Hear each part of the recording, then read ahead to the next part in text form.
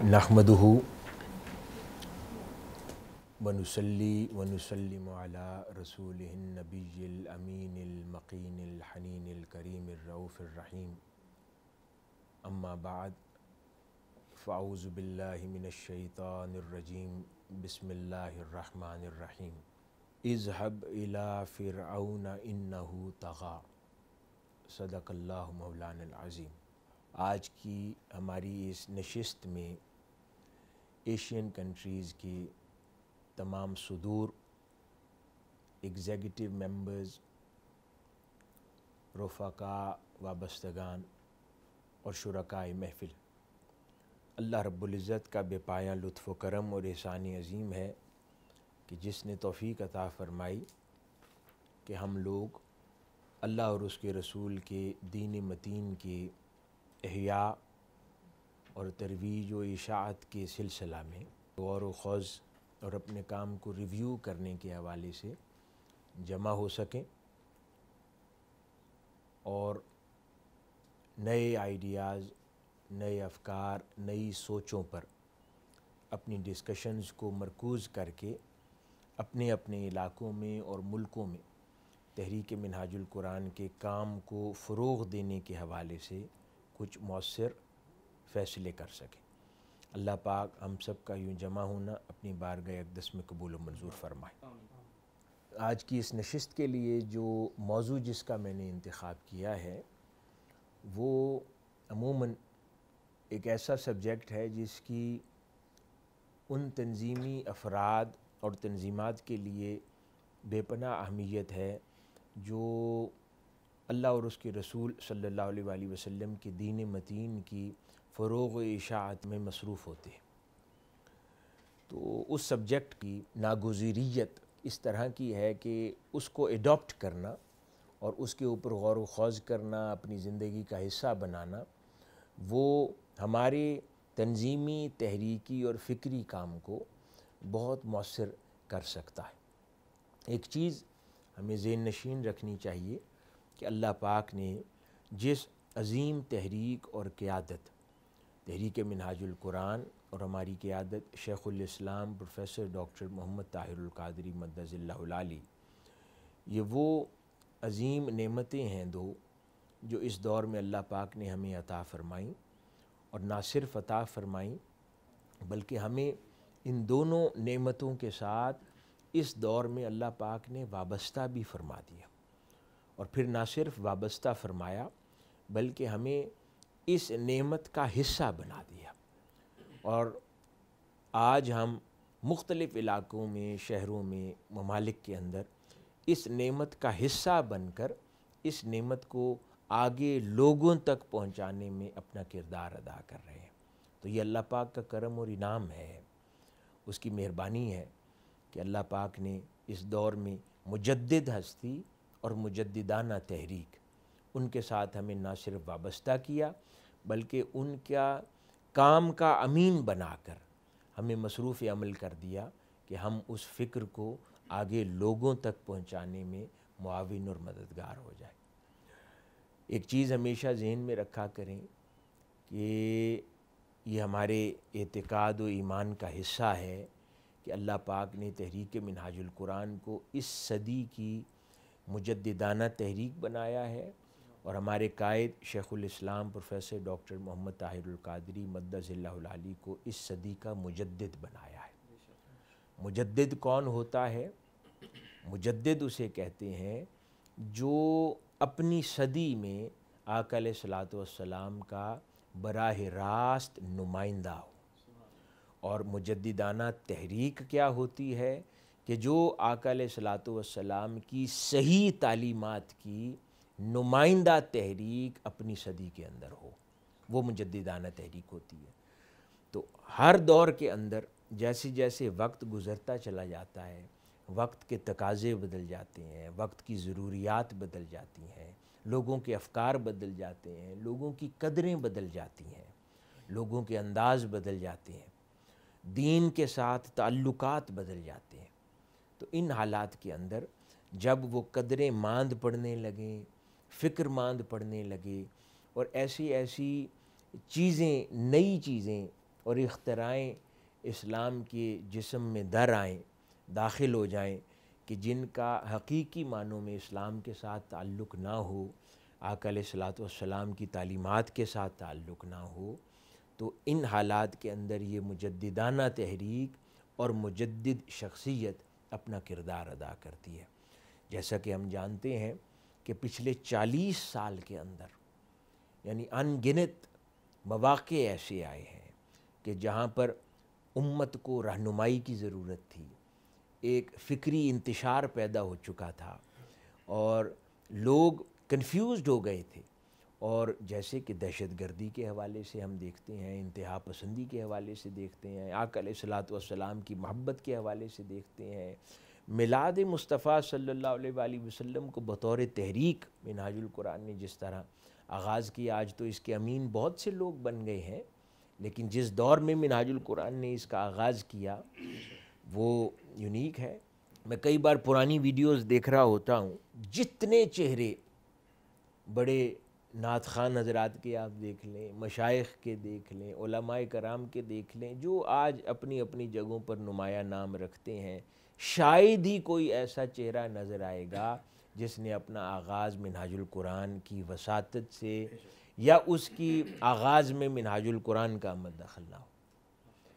تو یہ وہ بنیاد ہے جو آقا علیہ الصلوۃ والسلام کی محبت کی، عقیدہ کے حوالے سے محافل کی منہاج القرآن نے ڈالی۔ پھر چیزوں نے آگے بڑھنا ہوتا ہے، جس طرح افراد معاشرہ بڑھتے چلے جاتے ہیں تو اسی طرح وہ نئی ترجیحیں، تحریکیں وجود میں آتی ہیں، کام تو بڑھنا ہے، لیکن ان کے بنیاد میں، خمیر میں منہاج القرآن اور حضور شیخ الاسلام کا کنٹریبیوشن شامل ہے۔ اسی طرح آپ سوچتے چلے جائیں، تعلیم کا میدان ہو، ویلفیئر کا میدان ہو، شعور کی بیداری کی بات ہو، سیاسی افکار کی بات ہو، آج پورے پاکستان میں جو کچھ ہو رہا ہے یا جو ہوتا رہا ہے پچھلے کچھ دنوں میں، تو ہر ایک ہمارے قائد کی زبان سے ادا ہوا لفظ اور جملہ، ہر اگلا دن اور حالات اس کو سچا ثابت کرتے ہیں۔ تو یہ کتنی خوش نصیبی ہے کہ اللہ پاک نے ایسی ویژنری قیادت کے ساتھ ہمیں جوڑا ہے کہ جو اس طرح کے امور کو فورسی فرماتی ہے۔ یہ فریضہ ہر صدی میں یہ تحریکیں انجام دیتی ہیں۔ کئی بار خیال آتا ہے تنظیمی زندگی میں کام کرتے کہ باقی بھی دینی کام کر رہے ہیں تو صرف منہاج القرآن ہی کیوں؟ باقی تمام لوگ دینی کام انجام دے رہے ہیں، خدمت انجام دے رہے ہیں، اللہ پاک اسے قبول فرمائے، لیکن منہاج القرآن اس دور کی مجددانہ تحریک ہے، اور منہاج القرآن آج تک 40 سال کا ٹریک ریکارڈ آپ دیکھیں، اور آئندہ انشاءاللہ جو کچھ منہاج القرآن کہہ دیتی ہے وہی صحیح معنوں میں ٹریک ریکارڈ کے مطابق یہی دیکھنے میں آیا ہے کہ وہ صحیح انٹرپریٹیشن اس دور میں اسلام کی ہوتی ہے۔ اس وقت لوگوں کو سمجھ نہیں آتا، لیکن گریجولی ہر کوئی اس بات کے اوپر شفٹ ہو جاتا ہے۔ تو ہر دور میں آپ دیکھیں 80s کے زمانے میں جب آغاز ہوا شیخ الاسلام نے اور منہاج القرآن کے پلیٹ فارم سے یہ ویڈیو ریکارڈنگز کا سلسلہ شروع کیا، اس زمانے میں اس کو حرام جانا جاتا تھا مذہبی طبقے کے اندر، اور بلکہ یہ کہا جاتا تھا کہ یعنی توڑ دیے جاتے تھے ٹیلی ویژنز بھی، اور اس حد تک اس شدت کے اوپر اس کو حرام جانا جاتا تھا۔ اس دور میں شیخ الاسلام نے ویڈیوز کا نہ صرف سلسلہ شروع کیا بلکہ دینی مذہبی جماعتوں میں شاید منہاج القرآن پاکستان کی کوئی بھی آرگنائزیشن پاکستان میں ہو، اس میں پہلی فلی کمپیوٹرائز ہونے والی آرگنائزیشن منہاج القرآن انٹرنیشنل تھی۔ اس زمانے میں آپ نے ویڈیوز کا سلسلہ شروع کیا، آج تو سارا کچھ شفٹ ہی آن لائن ہو گیا ہے۔ تو یہ چیز آپ 40 سال پہلے فورسی فرما رہے تھے جو لوگوں کو سمجھ نہیں آ رہی تھی۔ اسی طرح بہت سارے کئی بار پچھلے کچھ واقعات ہم دیکھتے رہے ہیں مذہبی جذبات کے اندر، کیا کچھ لوگوں نے کر گزرے، کیا کچھ کرتے رہے ہیں، لیکن اس ہر ماحول کے اندر جو ایک صائب اور جو سین وائس ہمیشہ پریویل کرتی رہی ہے وہ تحریک منہاج القرآن کی اور ہمارے قائد کی ہے۔ تو یہ پہچان ہے تحریک منہاج القرآن کی اس دور میں، اور یہ تحریک منہاج القرآن کے وجود کی برکات ہے اس دور کے اندر کہ جو حقیقی موقف ہے وہ تحریک منہاج القرآن کے وجود سے ہر دور میں کم از کم اس صدی میں زندہ ہے۔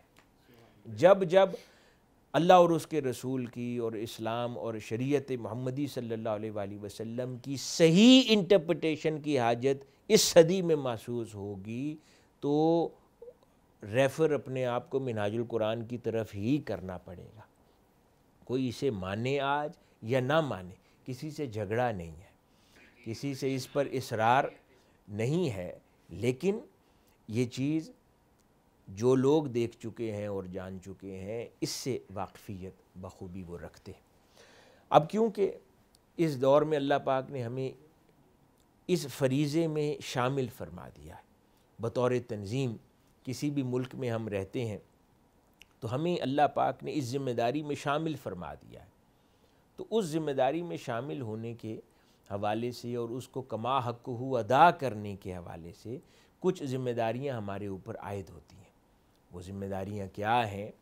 وہ کہ جو دعوتی فریضہ سر انجام ہم دے رہے ہیں اس کو یوں اس مؤثر انداز کے ساتھ کر لیا جائے تاکہ اپنی ذمہ داری جو ہے اس کو ہم جہاں جہاں پر بھی ہمیں مقرر کیا گیا ہے، اپوائنٹ کیا گیا ہے، کیونکہ ایک تجدیدی تحریک کے نمائندے کے طور پر ہم اپنی ذمہ داری کو انجام دے رہے ہیں، تو پھر ضروری ہے کہ اس کو شاندار انداز میں ہم ادا کریں تاکہ وہ حق کما حق ہو ادا کرنے کی ہم کوشش کریں۔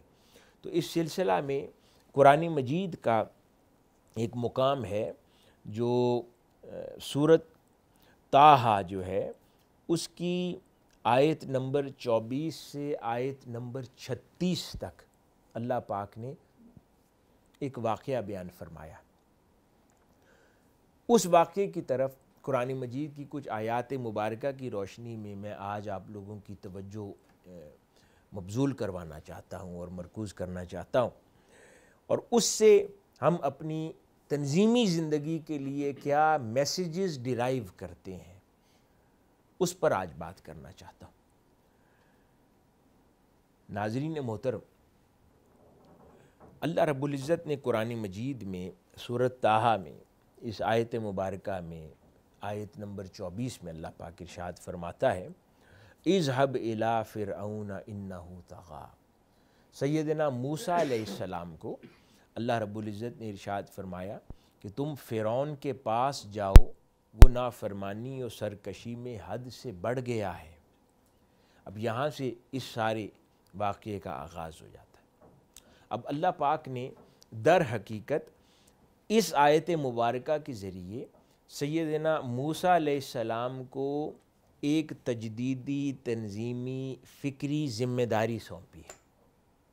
اس طرف توجہ مبذول کروانا چاہتا ہوں کہ جب کسی کا تنظیمی ذمہ داری کے لیے انتخاب ہوتا ہے تو یہ حکم خداوندی کے تناظر سے کس طرح دیکھا جائے گا اور ہم اس سے کیسے لرننگ حاصل کریں گے کہ اللہ پاک نے جب دعوتی کام اور فریضہ سیدنا موسیٰ علیہ السلام کو سونپا تو اس واقعے سے ہمارے لیے کیا لیسنز ملتے ہیں، اس پر غور ہم کریں گے آج۔ تو سیدنا موسیٰ علیہ السلام کو اللہ پاک نے حکم فرمایا کہ فرعون کی طرف جاؤ اور وہ سرکش ہو گیا ہے۔ تو اس کے اوپر سیدنا موسیٰ علیہ السلام نے کیا کیا؟ اب اس سے ہمیں اپنے لیے سبق ملتا ہے کہ جب کسی کو ذمہ داری سونپی جائے تو اس کا رویہ کیا ہونا چاہیے، بیہیویئر کیا ہونا چاہیے۔ جواب میں سیدنا موسیٰ علیہ السلام نے اس ذمہ داری کے حکم سننے پر اللہ رب العزت کی بارگاہ میں عرض کیا اگلی آیت مبارکہ میں کہ موسیٰ علیہ السلام نے عرض کیا اے میرے رب، میرے لیے میرا سینہ کشادہ فرما دے اور میرا کار رسالت میرے لیے آسان فرما دے۔ یعنی ذرا غور کیجئے کہ یہاں پر اللہ کا رسول کس طرح ہمبلنیس کا مظاہرہ فرما رہے ہیں۔ اللہ پاک ذمہ داری سونپ رہا ہے اور وہ اس ذمہ داری کی انجام دہی کے لیے یعنی اوور کانفیڈنس کا مظاہرہ نہیں فرما رہے، بلکہ وہ اللہ رب العزت کی حضور عرض کرتے ہیں مولا اگر تو ذمہ داری مجھے سونپ رہا ہے تو مجھے اس ذمہ داری کے قابل بنا اور پھر میرا سینہ کھول دے۔ اور مجھے پھر وہ فہم و فراست عطا فرما کہ میں تیرا عطا کردہ اس ذمہ داری کو پورا کر سکوں. یعنی اپنے آپ کو انسان اب ذرا تنظیمی زندگی کے حوالے سے ذرا غور کر لیں کہ ہمیں کئی بار ذمہ داری یا تو مل جائے یا ہم خود تقاضا کر کے لے لیں. دونوں صورتوں میں یا کئی بار ہم اوور کانفیڈنس کا شکار ہو جاتے ہیں یا اپنے آپ کو عقل کل سمجھنے لگ جاتے ہیں, کسی دوسرے کی رائے کو اہمیت نہیں دیتے اور ہم سمجھتے ہیں ہم سے زیادہ بہتر اس بات کی یا اس کام کی خدمت کوئی نہیں کر سکتا. تو یہ قرآن مجید کا یہ مقام ہمیں تربیت دے رہا ہے کہ نہیں, ذمہ داری جب دی جائے تو ذمہ داری لینے کا سلیقہ کیا ہے کہ انسان پھر عجز و انکساری سے جھک جائے, اس کے اندر ہمبلنس آ جائے اور پھر وہ اللہ پاک کے حضور کانفیڈنس کا مظاہرہ نہ کرے بلکہ وہ عاجزی سے اللہ کے حضور عرض کرے کہ مولا تو اگر یہ ذمہ داری دے رہا ہے تو میں تو ناتواں ہوں, میں کمزور ہوں, میری مدد فرما اور پھر مجھے اس قابل کر دے تاکہ میں اس ذمہ داری کو پورا کر سکوں. یہ سبق ملتا ہے. پھر جب کوئی بھی ذمہ داری کسی کو عطا کر دی جاتی ہے تو اس سے اگلا سبق جو اس واقعے سے ہمیں میسر آتا ہے کہ پھر ذمہ داری پر فائز ہونے والے شخص کو پہلا کام کیا کرنا چاہیے. ذمہ داری پر فائز ہونے والے شخص کو جب کسی کو ذمہ داری سونپی جائے تو پہلا کام کیا کرنا چاہیے جو سیدنا موسیٰ علیہ السلام نے کیا.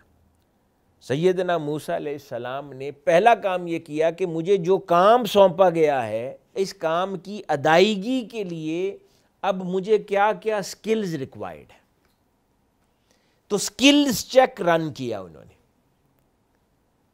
اپنی انوینٹری, سکلز کی انوینٹری چیک کی کہ میرے پاس کیا ہے اور اس ذمہ داری کی مکمل انجام دہی کے لیے مجھے چاہیے کیا. جیسے آپ کوئی آفس کریٹ کرتے ہیں, آپ اپنا پلان بناتے ہیں, اس پلان کے مطابق پھر آپ دیکھتے ہیں کہ اس پلان کی تکمیل کے لیے مجھے کیا کیا ایکوپمنٹ چاہیے. آئی ٹی کا کوئی آفس ہو, آپ کہتے ہیں مجھے اس اسپیسیفیکیشن کے اتنے سسٹمز چاہیے تو میرا کام پورا ہوگا, تو آپ انوینٹری چیک رن کرتے ہیں. سیدنا موسیٰ علیہ السلام نے پھر سب سے پہلا کام اللہ کے حضور دعا کرنے کے بعد جو کیا وہ انوینٹری چیک کا رن تھا کہ آپ نے چیک کیا کہ اس کی انجام دہی کے لیے سکلز کیا ریکوائرڈ ہیں اور میرے پاس کیا ہے. جب وہ آپ نے انالیسس کر لیا, آپ نے اپنی پازیٹیو ایسپیکٹس کو بھی دیکھ لیا اور لیمیٹیشنز کو بھی دیکھا کہ کمیاں کیا ہیں اور ضرورتیں پوری کہاں ہو رہی ہیں. جب اس کو کر لیا تو پھر جس نے ذمہ داری دی تھی اس سے مدد مانگی. اللہ رب العزت کی بارگاہ میں اگلی آیت میں عرض کرنے لگے کہ میرے مولا میری زبان کی گرہ کھول دے.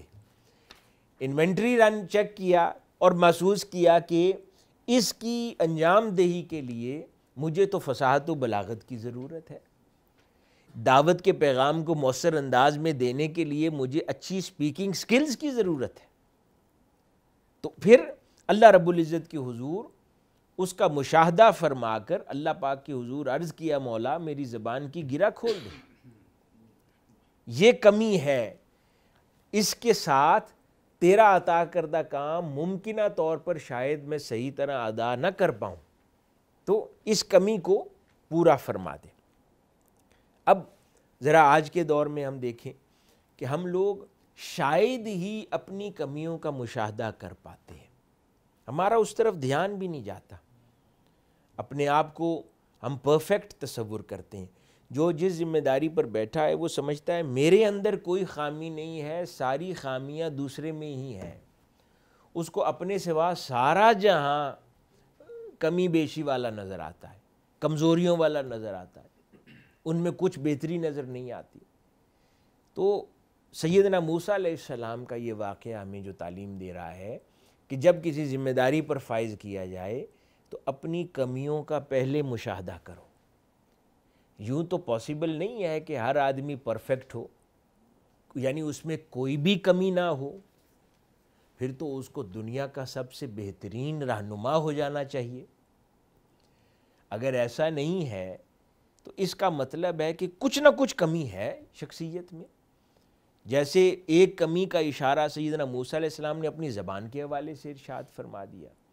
تو اگر ہم عوام الناس میں مشاہدہ کریں، اپنے اندر مشاہدہ کریں، کسی کے اندر فصاحت و بلاغت کی ممکن ہے کمی ہو، کسی کے اندر تحریری صلاحیت کی وہ محسوس کرتا ہو کمی ہو، کسی کے اندر لیک آف کانفیڈنس ہو، پبلک اپیئرنس کرتے ہوئے وہ گھبرا جاتا ہو، کسی کے اندر ممکن ہے سستی کاہلی کا مسئلہ ہو، کسی کے اندر یعنی سولوشن اورینٹڈ گفتگو کرنے کا مسئلہ ہو، یعنی مسئلے حل اس سے نہیں ہوتے.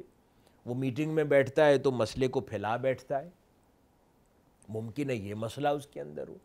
ممکن ہے اچھا منتظم نہ ہو، ڈیولپمنٹل سائیڈ اس کی سٹرونگ ہو، لیکن وہ مسئلوں کا حل کرنا صحیح نہ جانتا ہو. ممکن ہے وہ کمیونیکیشن سکلز اس کی اس طرح کی مضبوط نہ ہو. تو 1000 طرح کی مختلف سکلز ہو سکتی ہیں. ممکن ہے ٹیکنیکل سائیڈ، جیسے کچھ لوگ ہوتے ہیں وہ کہتے ہیں ہم آئی ٹی لٹریٹ نہیں ہیں، ہم کمپیوٹر لٹریٹ نہیں ہیں، ہم نہیں جانتے، ہمیں کوئی اسسٹنٹ چاہیے، آئیڈیاز، تحریر، گفتگو، ڈکٹیٹ شاندار ہم کروا دیں گے، ہم سے کمپوزنگ نہیں ہوتی.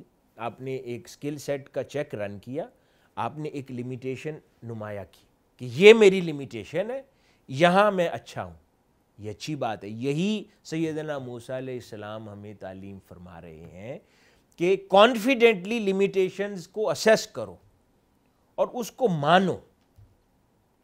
اس میں شرمانے کی ضرورت نہیں ہے، کیونکہ دعوتی فریضہ اگر دیا گیا ہے تو اس دعوتی فریضے کو انجام دے دینا اصل ٹاسک ہے. اگر آپ کی اپنی سکل سیٹ سے ہوتا ہے ٹھیک ہے، نہیں تو آپ اس سکل سیٹ کو دور کرنے کے لیے عمل کرتے ہیں. وہ آگے ہم چل کے بیان کرتے ہیں کہ کیا عمل ہو سکتا ہے. تو یہ بنیادی سبق یہاں سے ہمیں میسر آتا ہے. اسی طرح جب آپ سیدنا موسیٰ علیہ السلام ان سکل سیٹس کو دیکھ چکے، رن کر چکے، اور اپنی زبان کی اس لکنت کو یا اس زبان کی گرہ کو محسوس کیا، اللہ پاک کے حضور پھر عرض گزار ہوئے. آیت مبارکہ میں ہے ایک دوسری صورت کی، اور ایسے ناسازگار ماحول میں میرا سینہ تنگ ہو جاتا ہے اور میری زبان روانی سے نہیں چلتی. یعنی ایک اور ایلیمنٹ کی طرف بھی اشارہ ہے کہ کئی بار جہاں پر فرعون کا دربار ہو یا ناسازگار ماحول ہو تو امکان ہے کہ میری زبان روانی سے نہ چلے. آپ نے اپنی شخصیت کے ایک اور پہلو کی طرف بھی اشارہ کر دیا. اب اس سے ایک اور بات بھی سمجھ آتی ہے کہ جس کی وجہ سے ہمیں شائی اوے نہیں کرنا چاہیے کہ اللہ کا رسول ان کمیوں کا ذکر کر رہا ہے تو اس سے اس کی رسالت میں کمی نہیں آئی، اللہ رب العزت کی بارگاہ میں قرب میں کمی نہیں آئی، کسی کی بلندی درجات میں کمی نہیں ہوتی. وہ معاملہ اس کا اللہ کے ساتھ ہے، اس کی دل کی خالصیت کے ساتھ ہے، اس کی زندگی بھر کی ڈیڈیکیشن کے ساتھ ہے، اس کی اللہ اس کے رسول سے محبت کے ساتھ ہے. اور یہ اس کی جسمانی اور شخصی کمزوریاں ہو سکتی ہیں پرسنالٹی ٹریٹس کے اندر، وہ گناہ تو نہیں ہے. اللہ پاک نے جس ساخت پر انسان کو بنایا وہ اس پر ہو سکتا ہے، کوئی گناہ کا عمل تو نہیں ہے. اگر اس کا دل خالص ہے، ہر وقت اپنے مولا کی یاد میں رہتا ہے، تو اس سے خدا نخواستہ اس کی اللہ کے ساتھ قربت میں دوری آ جائے گی. اگر اس کی شخصیت میں کوئی جسمانی کمی ہے یا کانفیڈنس کی تھوڑی کمی ہے تو اس سے خدا نخواستہ اللہ کی بارگاہ سے اس کی محبت میں کمی آ جائے گی. دیوانہ، لکنت والا دیوانہ بھی عاشق ہو سکتا ہے نا. وہ سیدنا امام حسن البصری رضی اللہ تعالیٰ عنہ کا معروف واقعہ سن رکھا ہے. آپ کے ایک بعد میں خلیفہ ہوئے اور بڑے پیارے مرید تھے حضرت حبیب اجمی رحمۃ اللہ علیہ. تو حضرت حبیب اجمی بلند پایا اہل اللہ میں سے ہوئے ہیں، صوفیاء میں سے ہوئے ہیں، بزرگوں میں سے ہوئے ہیں. ان کی زبان میں لکنت تھی، آپ فصاحت کے ساتھ بات نہیں فرماتے تھے. قرآن مجید کی تلاوت بھی کرتے تھے تو لکنت تھی. ایک روز حضرت حسن بصری ان کے گھر کے باہر سے گزر رہے تھے تو نماز کا وقت ہو گیا، تو آپ نے دائیں بائیں دیکھا کہ میں کہیں باجماعت نماز پڑھ لوں. تو گھر کے اندر جھانکا تو حضرت حبیب اجمی جماعت کروا رہے تھے. ان کو ایک لمحہ خیال آیا کہ میں ان کے پیچھے ہی جماعت میں کھڑا ہو جاتا ہوں، پھر دوسرے لمحے خیال آیا کہ ان کی زبان میں لکنت ہے، یہ تو قرآن مجید لکنت سے پڑھتے ہیں، تو میں گھر جا کے اکیلے پڑھ لیتا ہوں۔ تو وہ چھوڑ کر پیچھے نہ کھڑے ہوئے اور آگے چلے گئے، جا کے نماز ادا کی۔ رات کو اللہ رب العزت کی ندا سنی خواب میں، اور خواب میں یہ اللہ رب العزت کے حضور عرض کر رہے تھے کہ مولا میں تجھے کہاں پا سکتا ہوں؟ تو اللہ پاک نے ندا دی کہ حسن بصری تجھے موقع تو ملا تھا آج مجھے پانے کا، تو نے خود میری قربت چھوڑ دی۔ عرض کیا مولا کہاں ملا تھا وہ موقع؟ فرمایا جب تو حبیب اجمی کے پاس سے گزرا تھا اور تو اس کے پیچھے جماعت میں کھڑا ہو سکتا تھا، پر تیرے دل میں خیال آیا اس کی زبان پر تو لکنت، تو پر وہ میرا اتنا مقرب ہے کہ اس کی لکنت معنی نہیں رکھتی۔ سیدنا بلال رضی اللہ تعالیٰ عنہ، آپ کی زبان سے کچھ الفاظ صحیح پرناؤنس نہیں ہوتے تھے، لیکن اللہ پاک کو سیدنا بلال کی اذان اتنی محبوب تھی۔ کیوں؟ اذان کے الفاظ تو ممکن ہے دوسرے بہتر ادا کر سکتے ہوں، سیدنا بلال ہی محبوب تھے، اس لیے وہ جیسی آواز میں بھی، جس طرح کی پرننسیشن میں بھی اذان دیتے اللہ پاک کو پسند تھی، کیونکہ وہ محبوب تھے، آقا علیہ الصلوۃ والسلام کو وہ محبوب تھے۔ تو یہ کمزوریاں کسی کو مرتبے میں نیچے نہیں کر دیتی، اس لیے اس سے شائی اوے کرنے کی ضرورت نہیں ہوتی۔ جو ذمہ داری ملی ہے اس کو پورا کرنے کے لیے مینجمنٹ کی جائے، نہ کہ اپنی کمزوریاں چھپائی جائے۔ تو کمزوریوں کے ساتھ بھی انسان اگر اخلاقی، روحانی، دینی، مذہبی کمزوریاں نہ ہوں، جسمانی ہوں، شخصی کمزوریاں ہوں، تو اس سے فرق نہیں پڑتا۔ تو یہ پھر تعلیم سیدنا موسیٰ علیہ السلام اس واقعے سے آگے ہمیں دیتے ہیں کہ آپ نے اپنی اس گزارش کو اللہ رب العزت کی بارگاہ میں پیش کیا۔ اور پھر اگلی بات جو سبق ہمیں ملتا ہے تنظیمی زندگی کے لیے، اگلی بہت اہم بات ہے، آپ نے پھر اللہ رب العزت کی بارگاہ میں دعا کیا فرمائی؟ عرض کیا کہ مولا مجھے وہ فصاحت یا وہ آسانی عطا فرما دے کہ لوگ میری بات آسانی سے سمجھ سکیں۔ کیا ارشاد فرما رہے ہیں کہ مجھے یہ آسانی اس لیے عطا کر، شرح صدر اس لیے عطا کر، فصاحت اس لیے عطا کر کہ لوگ میری بات آسانی سے سمجھ سکیں۔ یہ دوسرا اہم سبق ہے تنظیمی ذمہ داران کے لیے، کہ یہاں پر یہ نہیں فرما رہے سیدنا موسیٰ علیہ السلام کہ مجھے فصاحت و بلاغت اس لیے عطا کر کہ میرا کلام خوبصورت ہو جائے، یہ نہیں فرما رہے کہ میں زبردست مقرر ہو جاؤں، یہ نہیں فرما رہے کہ میں کلام کروں تو ایسے الفاظ کے موتی پرو دوں ایک ہار میں، یہ نہیں فرما رہے کہ مجھ سے زیادہ بہتر کلام کرنے والا کوئی نہ ہو، یا میں لوگوں کو بھاؤں کلام کرتے۔ آپ نے فرمایا میرا کلام جیسا بھی ہو، آواز جیسی بھی ہو، بس مجھے یہ عطا کر کہ جو تو نے فریضہ ذمہ لگایا ہے، جو بات لوگوں کو ہدایت کی کروں انہیں سمجھ آ جائے بس۔ تو ذمہ داری کا دوسرا تقاضا یہ ہوتا ہے کہ انسان کی اپنی صلاحیتوں کو نکھارنے پر توجہ نہ رہے اور اس پر توجہ مرکوز ہو جائے کہ اس ذمہ داری کو ادا کرنے کے لیے جو شے ناگزیر ہے مولا وہ عطا کر دے، بس جتنی تو چاہتا ہے، مجھ سے جتنا کام تو نے لینا ہے، تو مجھ سے جتنا ہدایت کا کام کروانا چاہتا ہے، یا بطور تنظیمی ذمہ دار ہمارے ساتھی بیٹھے ہیں، تو مجھ سے جتنی خدمت لینا چاہتا ہے، اس خدمت کے لیے جتنی سمجھ، جتنی فصاحت، جتنی سکلز ریکوائرڈ ہیں بس اتنی دے دے، نہ زیادہ نہ کم۔ باقی مجھے اپنی ذاتی زندگی کے لیے نہیں چاہیے، بس مجھے اپنی خدمت کی انجام دہی کے لیے جو ریکوائرڈ اماؤنٹ آف سکلز ہیں بس وہی عطا فرما دے۔ تو خوبصورت بات سیدنا موسیٰ علیہ السلام نے کہ دعا کے الفاظ دیکھیں کہ تاکہ میری بات آسانی سے لوگوں کو سمجھ آ جائے۔ اس سے ایک اور نقطہ بھی نکلتا ہے تنظیمی زندگی کے لیے کہ جو دعوت کا فریضہ ہے، اس دعوت کے فریضے کا اصل مقصد کیا ہے؟ کیا اس کا اصل مقصد لوگوں کو جمع کر کے شاندار بڑے بڑے خطابات کر دینا ہے؟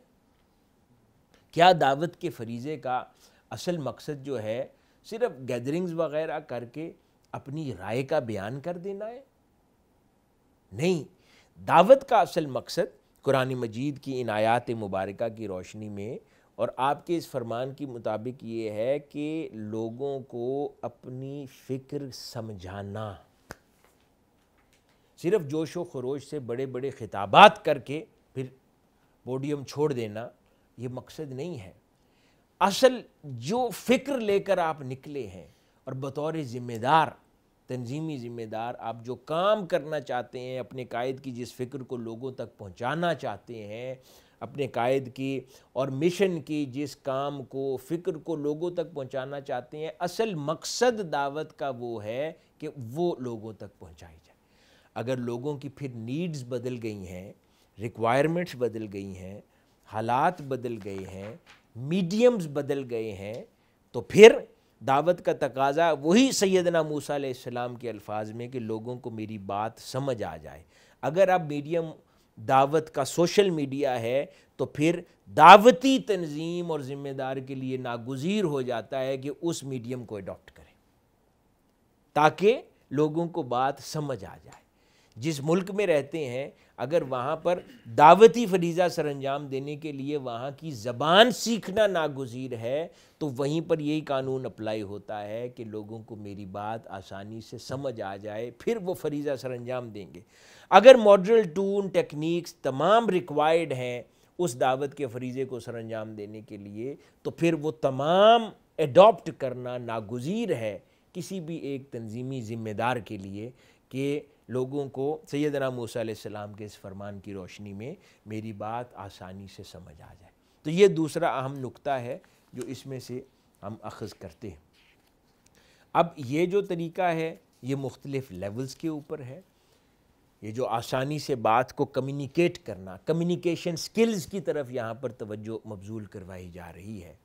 اب اس کے کئی عوامل ہیں کہ جب آپ کو دعوت دینی ہے آپ وہ پیغام 1 to 1 بھی دے رہے ہوتے ہیں کسی کو، کسی کے ساتھ اکیلے بیٹھ کر، کسی چھوٹی مجلس میں بھی دیتے ہیں، وہ کسی بڑے اجتماع میں بھی دعوت دیتے ہیں۔ اب تینوں لیولز کے اوپر دعوت کا طریقہ کار جدا ہے۔ آپ کسی انڈیویجول سے بات کر رہے ہیں تو اور انداز میں کریں گے، اسمالر گروپ میں بات کر رہے ہیں تو اور انداز میں کریں گے، بڑے اجتماع سے بات کر رہے ہیں تو یقیناً اور انداز میں آپ کریں گے۔ پھر جس سیگمنٹ آف دا سوسائٹی کے ساتھ آپ ایڈریس کر رہے ہیں اس کے مزاج کو سمجھنا ضروری ہے کہ وہ کس طرح کا ہے، کس مزاج کا ہے، وہ کیا سمجھتا ہے، کس طرح کا آرگیومنٹ سمجھے گا، اس کو منہاج القرآن کی کون سی خدمت اپیل کرے گی۔ مثال کے طور پہ ایک آدمی طبیعت میں اس کے رجحان ہے وہ فلاحی کام کرنا چاہتا ہے۔ اب اگر اس کو آپ بیٹھ کر دینی کام کے بارے میں لمبا درس دیتے رہیں گے وہ اس کے لیے موٹیویٹنگ فیکٹر نہیں ہوگا۔ ہاں اگر اس کو تحریک منہاج القرآن کے فلاحی امور کی طرف دعوت دیں گے تو وہ موٹیویٹ ہو کر آ جائے گا۔ کوئی ایک آدمی ہے وہ سیاسی اذواق رکھتا ہے، اس کو اگر آپ شیخ الاسلام کی شعور کی بیداری کے کاموں پر اس کو دعوت دیں گے اور اس کو آگاہ کریں گے تو وہ اس کے لیے موٹیویٹنگ فیکٹر ہوگا۔ کوئی آدمی صرف مذہبی اذواق کا ہے، اس کو آپ بیٹھ کے 12 گھنٹے سیاسی اور شعور کی بیداری کی مہم کی سٹرگل پر بات کرتے رہیں گے وہ اس کے لیے موٹیویٹنگ نہیں ہوگا۔ تو اپنے سیگمنٹ کو، آڈینس کو انڈرسٹینڈ کرنا یہ دعوتی فریضہ انجام دینے کے لیے ناگزیر ہے۔ اکارڈنگلی بات کرنا، وہی سیدنا موسیٰ علیہ السلام کا فرمان کہ مجھے وہ صلاحیت عطا کر کہ میری بات لوگوں کو آسانی سے سمجھ آ جائے، یعنی کہ الفاظ میں سادگی اور فصاحت بھی آ جائے اور بیان کرنے سے پہلے مجھے وہ فہم و فراست بھی نصیب ہو جائے کہ میں نے کہاں کیا بات کرنی ہے۔ یہ وہ چیز ہے اکثر یہ لیک کرتی ہے لوگوں کے اندر کہ کہاں کیا بات کی جانی چاہیے۔ اس کا تعلق حکمت کے ساتھ ہے، انٹیلیجنس کے ساتھ ہے۔ ہم کئی بار سادگی کے اندر جو بات کہیں نہیں کی جانی چاہیے وہ کر دیتے ہیں، میٹنگز میں بھی کرتے ہیں۔ میٹنگز ہم جب تنظیمی ذمہ دار کے طور پر اپنی میٹنگز آرگنائز کر کے بیٹھتے ہیں تو ہم میٹنگز کے اندر کئی بار ایسا رویہ، کئی بار ایسی ٹون، کئی بار ایسے الفاظ انتخاب کرتے ہیں جو کسی کی دل آزاری کا باعث بن جاتے ہیں، کسی کو یعنی چھوٹا محسوس کروانے کے لیے کئی بار وہ الفاظ وہ ذمہ دار بن جاتے ہیں۔ تو اس کا مطلب ہے کہ ہمیں اللہ پاک نے وہ صلاحیت نہیں دی کہ ہم بآسانی اپنی بات سمجھا سکیں۔ تو پھر ہمیں سمجھ خود نہیں آتی کہ مجھے سمجھ نہیں آ رہی کہ یہ شخص مجھ سے دور کیوں بھاگتا ہے، یہ مجھ سے کٹا کٹا کیوں رہتا ہے، یہ مجھ سے جدا کیوں رہتا ہے۔ تو کئی بار انسان سوچتا ہے کہ میں نے کیا ایسا غلط کہہ دیا، ہو سکتا ہے اس چیز کی ضرورت اور مثال کے طور پر کوئی آدمی آپ کے پاس آیا ہے، تازہ تازہ آیا ہے، ایک خاص فیلڈ سے اس کا تعلق ہے، وہ آپ کے پاس آیا ہے، تو اب دو ہی صورتیں ہیں کہ آتے ساتھ ہی اس کو یا تو اس کی خامیوں کے اوپر لمبا سا لیکچر دے دیں، وہ بھی ایک طریقہ ہے، یا دوسرا طریقہ یہ ہے کہ پہلے اس کو آپ قریب کریں، پیار سے قریب کریں، جب آپ کے ساتھ جڑ جائے پھر آہستہ آہستہ اس کو اپنے رنگ میں رنگنے کی کوشش کریں، اور جن چیزوں کو سمجھتے ہیں کہ یہ خامیاں شمار ہوتی ہیں ان کو اس کی شخصیت سے نکالنے کی کوشش کریں۔ اگر پہلے دن ہی اس کو تنبیہی اصلاحی سخت لیکچر دے دیا جائے گا تو ہو سکتا ہے وہ شخص گھبرا جائے، وہ پہلے دن ہی دور بھاگ جائے اور وہ اصلاح کی طرف آئے ہی نہ۔ یہ ایسے ہی ہے کہ جیسے اولاد ہے، آپ اولاد کو اگر ساری بات ہی پہلے دن سے ڈانٹ کے کریں گے اور اس سے پہلے کبھی پیار نہیں دیا ہوگا تو وہ آپ کی ڈانٹ کو نہیں سمجھے گا۔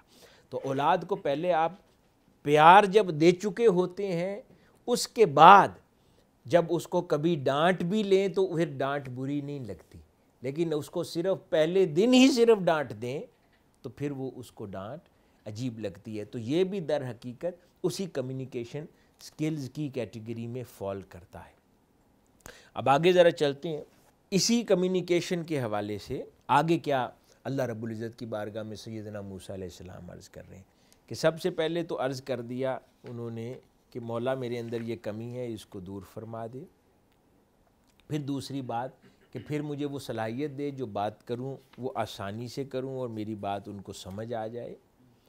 اور پھر تیسری چیز انہوں نے عرض کی کہ اے میرے مولا میرے ساتھ میرا معاون اور مددگار میرا بھائی ہارون کھڑا کر دے، وہ جو کمی میں عرض کر رہا ہوں اس کمی کے اندر وہ مجھ سے بہتر ہے، وہ فصاحت و بلاغت میں کمیونیکیشن سکلز میں مجھ سے بہتر ہے۔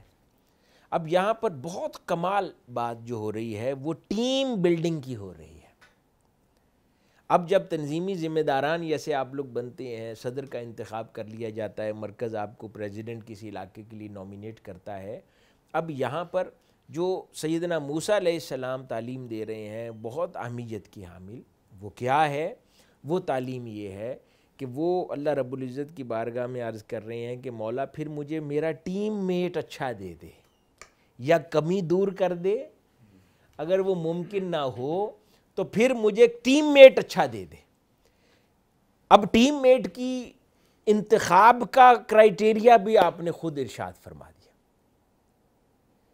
عموماً ہمارے ہاں یہ رجحان ہوتا ہے کہ جب ہم ٹیم میٹ ان کا انتخاب کرتے ہیں تو ہم لوگ کئی بار خائف ہوتے ہیں، ہم کمزور ہوتے ہیں، فیئرفل ہوتے ہیں، تو عموماً ٹیم لیڈرز یا تنظیمات کے صدور یا ذمہ داران اپنے سے بہتر شخص کو اپنی ٹیم میں نہیں رکھتے، کہتے ہیں میری سنتا نہیں ہے، اپنے سے صلاحیت میں کم، کانفیڈنس میں کم آدمی لاتے ہیں جو اس کے تابع ہے۔ یہ سوچ غلط ہے، نہ یہ قرآنی طریقہ کار ہے، اور یہ دنیا کے نارمز میں بھی جہاں پر تنظیمات اور تحریکوں نے اور آرگنائزیشنز نے ترقی کرنی ہو یہ وہاں کا سلیقہ اور وتیرہ نہیں ہے، کیونکہ ہمارے ہاں جاب انسیکیورٹی پائی جاتی ہے کہ مجھ سے ذمہ داری نہ چلی جائے، تو مطمع نظر ہم اپنی ذات کو پھر بنا لیتے ہیں، اللہ اس کے رسول کے کام کو پھر کہیں پیچھے چھوڑ دیتے ہیں۔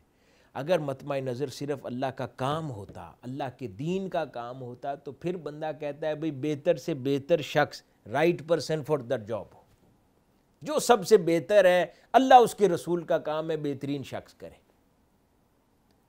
کیونکہ ہماری ذات آگے آ جاتی ہے تو ہم پھر اپنی ٹیم میٹ کے انتخاب میں کنجوسی سے کام لیتے ہیں، اور جان کر بھی کہ یہ ہم دیکھتے ہیں کہ کون میری سنے گا زیادہ، ایسے بندے کا انتخاب کرتے.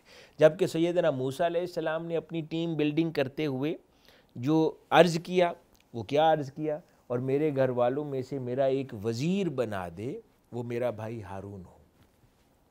اب انہوں نے اپنا بھائی یا گھر والا یا قربت والا کر کے نہیں انتخاب کیا، انہوں نے اس ساری کمیونٹی میں حقیقتاً صلاحیت میں سیدنا ہارون علیہ السلام کو بہتر جانا. اگر وہ نہ بہتر ہوتے تو اللہ کا رسول کبھی رشتہ داری کی بنیاد پر فیصلہ نہ فرماتے اللہ کے حضور. تو وہ حقیقت میں اس صلاحیت میں تھے، اور وہ کیا کہ جو کمی مجھ میں ہے اس کمی کو یہ کمپلیمنٹ کرتے ہیں، پورا کرتے ہیں. تو ٹیم بلڈنگ کی کانسیپٹ کیا عطا کیا سیدنا موسیٰ علیہ السلام نے کہ جب ٹیم کا انتخاب کرو تو ٹیم کا انتخاب یوں کرو کہ جو آپ میں کمی ہے اس کو دوسرے سے پورا کرنا ہے. اپنا صرف ورک لوڈ شیئر کرنا مقصود نہیں ہے، بلکہ جو کام آپ بہتر نہیں کر سکتے اپنے ساتھ جب نائب صدر لائیں، اپنے ساتھ جنرل سیکرٹری لائیں، پھر اس کا انتخاب ان لائنز پر ہو کہ یہ کمی مجھ میں ہے، اس کمی کو یہ پورا کر دے گا، اس کمی کو یہ پورا کر دے گا، اس کمی کو یہ پورا کرے گا، اور آل ٹوگیدر پوری ٹیم مل کر ساری کمیاں پوری کر دے گی. اور پھر جب وہ پوری ٹیم کام کرے گی تو پھر یوں مؤثر انداز میں کام کرے گی. مثال کے طور پہ کوئی انتظامی طور پہ مضبوط ہے، کوئی پبلک سپیکنگ میں مضبوط ہے، کوئی تنظیمی فکر میں اور تحریکی فکر میں مضبوط ہے، تو اکارڈنگلی آپ اس کا انتخاب. کوئی جیسے سوشلائزنگ کرنے میں، بزنس کمیونٹی، آؤٹر سرکلز، ان کے ساتھ ملنے میں مضبوط ہے، آپ اس کو بھی سسٹم میں لے کر آتے ہیں. تو اس طرح اپنا سرکل، اپنا جو گلدستہ ہے، اس طرح انتخاب کر کے بناتے ہیں کہ وہ ساری کمیوں کو پورا کر دے. تو مطمع نظر یہ نہیں ہونا چاہیے، میں ریپیٹ کر رہا ہوں بات، کہ یہ میرے تابع رہے یا میری سنتا رہے. مطمع نظر یہ ہونا چاہیے کہ جو فریضہ اللہ اس کے رسول کی طرف سے سونپا گیا ہے، اس کی کما حقہ ادائیگی کے لیے جو جو اسکل سیٹ ریکوائرڈ ہے، یہ ٹیم ایسی بن جائے تنظیم کہ سارے اسکلز کسی نہ کسی کے صورت میں آئیں تو پورا گلدستہ مکمل ہو جائے. یہ فکر ہونی چاہیے. اس کے اندر پھر آگے ایک اور بڑا پیارا سبق، جب اپنے ساتھ انہوں نے ایک اور آیت مبارکہ میں الفاظ ہیں، سیدنا موسیٰ علیہ السلام نے اللہ رب العزت کی بارگاہ میں عرض کیا کہ پھر اس سے میری کمر ہمت مضبوط فرما دے. یعنی کہ جو ٹیم سیدنا ہارون علیہ السلام کی صورت میں مجھے عطا فرمائے وہ ایسی ہو کہ اس سے میری جو کمر ہمت ہے وہ مضبوط ہو جائے، میری اسٹرینتھ میں اضافہ ہو. یہ بڑی اہم بات ہے. خود لیڈر ہیں ٹیم کے، لیکن وہ جو ممبرز مانگ رہے ہیں وہ کہتے ہیں مجھے ویسے دے مولا کہ جس سے میری قوت میں اضافہ ہو. یہ بڑا ناگزیر. اور پھر یہ ممبرز کے لیے دوسرا پیغام ہے کہ جس کو آپ کا لیڈر چنا گیا ہے، آپ کا سربراہ چنا گیا ہے، تو ممبر نے اس کی قوت میں اضافہ کرنا ہے، نہ کہ اپنی الگ قوت بنا کے بیٹھ جانا ہے. جو آپ کا علاقے کا NEC کا صدر ہے یا ذمہ دار ہے علاقائی آپ کی تنظیم کا، جس کو مرکز نے ذمہ داری دی ہے صدارت کی جتنے عرصے کے لیے، تو اس کے ساتھ جڑنے والے لوگوں نے مل کر اس تنظیم کی قوت میں اضافہ کرنا ہے اور اس صدر کا دست و بازو بننا ہے کام کے لیے. پھر دوبارہ موقع آئے گا تو کسی اور کو وہ ذمہ داری میسر آ جائے گی. تو یہ چیز آگے اسی دعوتی طریقے پر میں ایک اور بات پھر عرض کروں. جو کمیونیکیشن کی بات ہو رہی تھی، جب یہ دونوں اکٹھے ہو گئے سیدنا موسیٰ علیہ السلام اور سیدنا ہارون علیہ السلام، اگلی بات جو اللہ پاک نے ان سے ارشاد فرمائی، اب ان دونوں سے اللہ پاک فرما رہا ہے سو تم دونوں، اب پہلے فرمایا نا کہ فرعون کے پاس جاؤ، وہ سرکش ہو گیا ہے اور ایسا سرکش کی خدائی دعویٰ کر رہا ہے، وہ طاقتور ہے. اب ذرا دعوت کا مزاج اور جو سکلز ہے اللہ پاک وہ سمجھا رہا ہے کہ دعوت دینی کیسے ہے اور کس کو کیسے دعوت دینی ہے. ہم کئی بار ہر کسی کو ایک طرح کی دعوت دیتے ہیں، وہ اگلا چڑ جاتا ہے. ہر کسی کو ایک انداز میں ڈیل کرنے کی کوشش کرتے ہیں، اگلا چڑ جاتا ہے.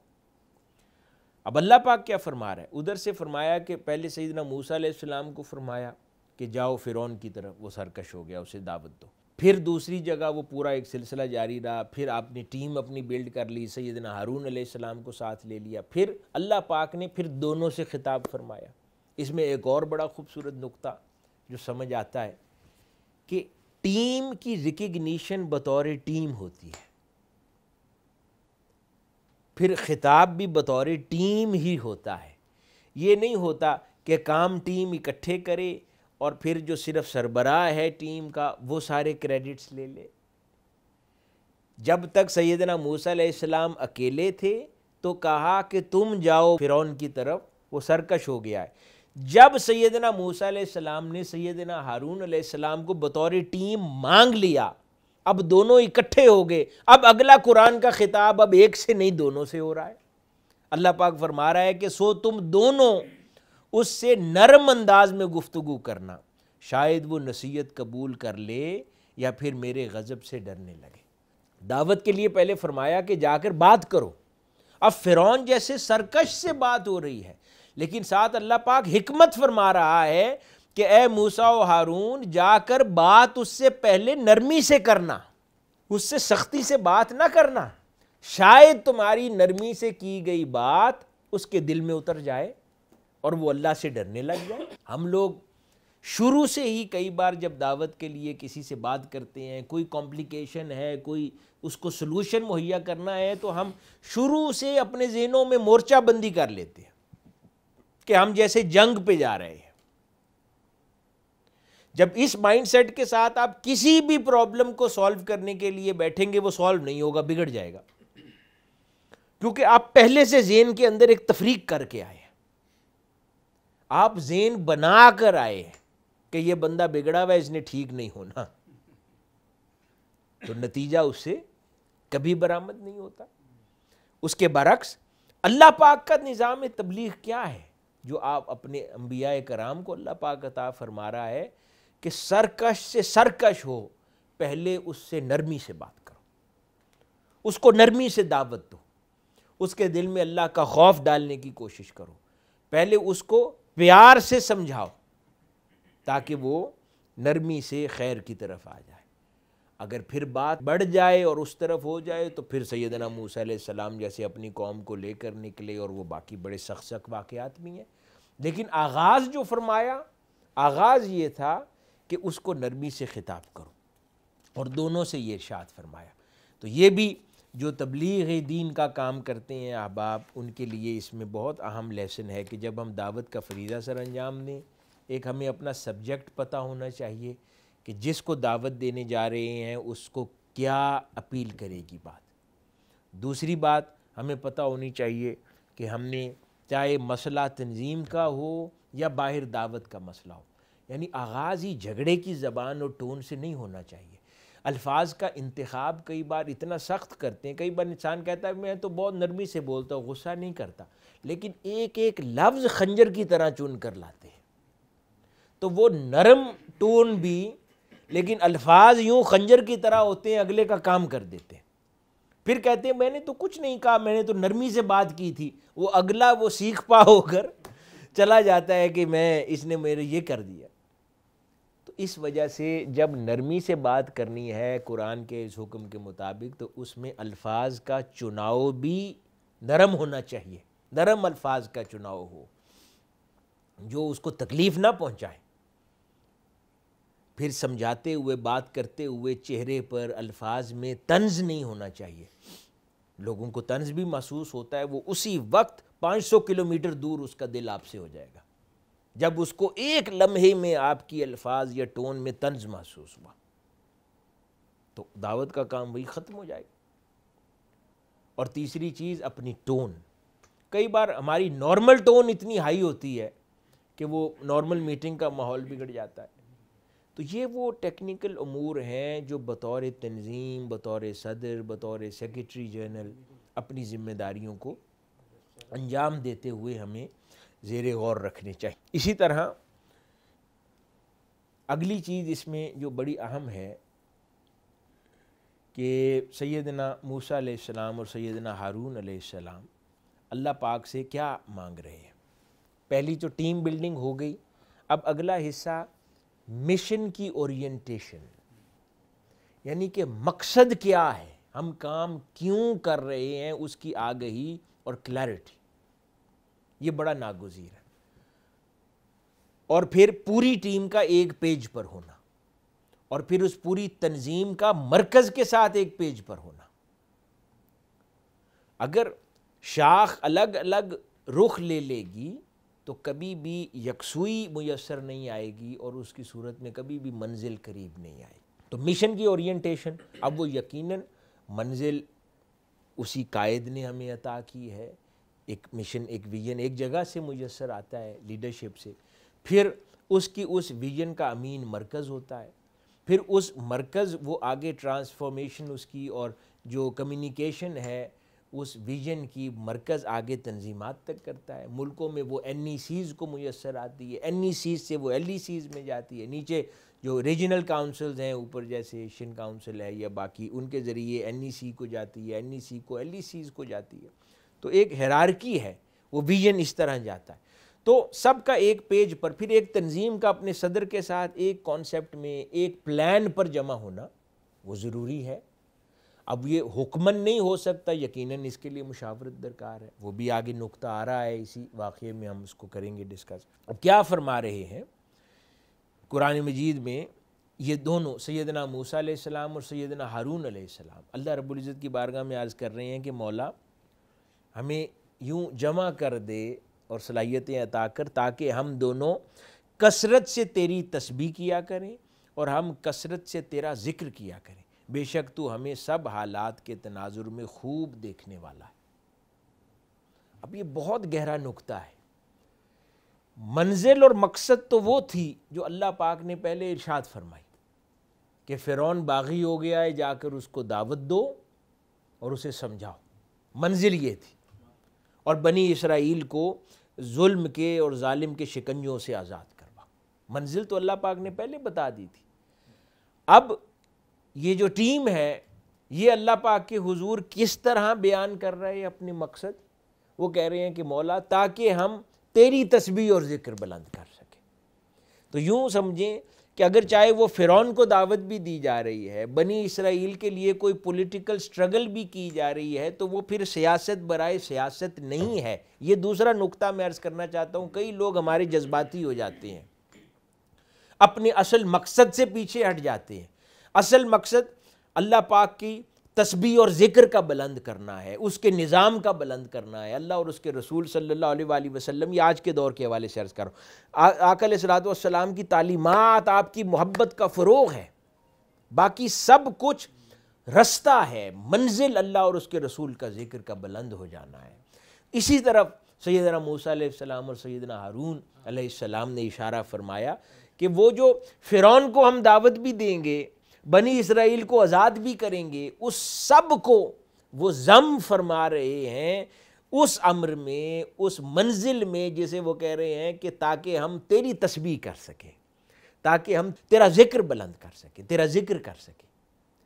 تو جتنی بھی تنظیمی سرگرمیاں ہوں، اس کا مقصد الٹیمیٹلی اللہ اور اس کے رسول کی رضا ہوتی ہے، اللہ اور اس کے رسول کے ذکر کو عام کرنا ہوتا ہے، اللہ اور اس کے رسول کی عطا کردہ تعلیمات پر عمل پیرا ہو جانا ہوتا ہے. بس وہ اس اصل منزل کے حصول کے لیے باقی ساری راہیں ہیں، وہ سارے رستے ہیں جن پر چل کر ہم اس سفر کو طے کرنے کی کوشش کرتے ہیں. تو جب اللہ پاک کی حضور سے انہوں نے یہ تقاضا کر لیا تو اللہ پاک نے پھر قرآن مجید میں انہیں نوید عطا فرمائی. اللہ پاک نے ارشاد فرمایا، اے موسیٰ تمہاری ہر مانگ تمہیں عطا فرما دی ہے. اب اس میں جو خاص نقطہ ہے، اس کے بعد سے آن ورڈ تھرو آؤٹ جہاں پر بھی سیدنا موسیٰ علیہ السلام اللہ رب العزت کے حضور عرض کرتے جا رہے ہیں، وہاں میں اور ہارون، پھر کوئی بھی بات نہیں آگے ہو رہی ہے. تو موسیٰ علیہ السلام اپنا تذکرہ اور سیدنا ہارون علیہ السلام دونوں کا اکٹھے فرماتے چلے جاتے. اللہ پاک بھی جب خطاب فرماتا ہے دونوں سے اکٹھے خطاب فرما رہا ہے. تو اس سے ایک اور نقطہ سمجھ آتا ہے کہ پھر تنظیم میں اور ٹیم کے اندر جو ناگزیریت ہے وہ مشاورت پر ہے.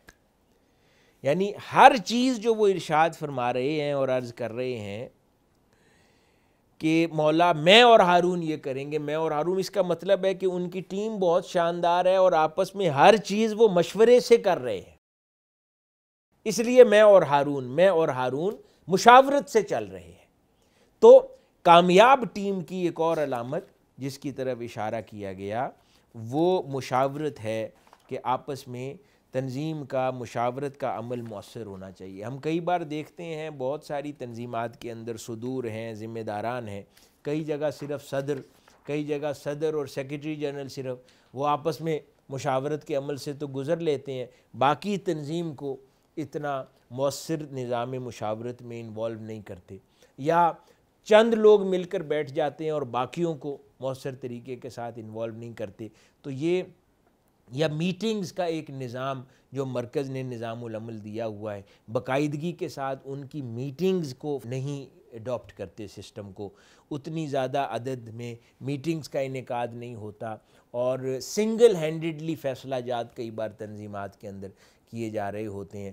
تو یہ اس تنظیمی تحریکی روح کو اپنے جسم سے نکال دینے کے مترادف ہے جب آپ تنظیم ہونے کے باوجود بھی مشاورت کے عمل سے پوری طرح نہ گزریں۔